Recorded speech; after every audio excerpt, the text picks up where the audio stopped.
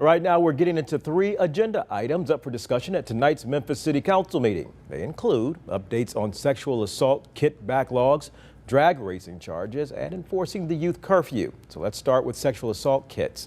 Memphis police are required by policy to submit sexual assault kit evidence to the TBI for processing within 4 days of collection.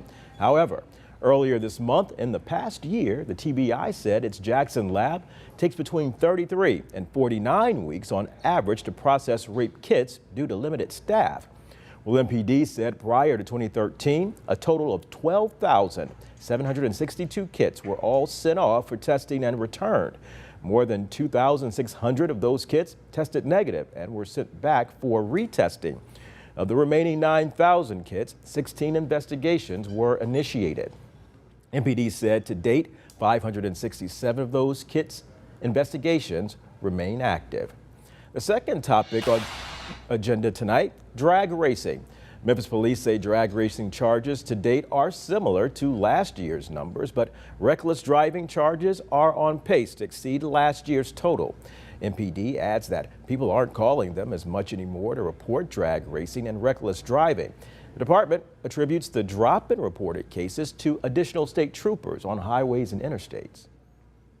We need to see that presence here. It makes a difference in our crime fighting, and it certainly makes a difference in our deployment of our officers to be able to handle other types of emergencies and public safety issues. That's Chief C.J. Davis. She met with Shelby County District Attorney Steve Mulroy Tuesday to talk about the most effective ways to prosecute drag racing and reckless driving charges. And then there's the issue of citywide curfews for young people. The council and MPD don't quite seem to see eye to eye on how to make sure kids are in their homes from 10 at night until 6 in the morning, and on the weekends from 11 at night to 6 a.m. This curfew has been on the books since 1995 with little to no enforcement.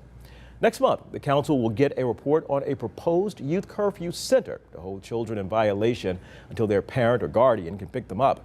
Right now, an MPD officer must supervise a child in curfew violation until a parent is tracked down, something police say ties them up and limits officers from responding to other crime calls.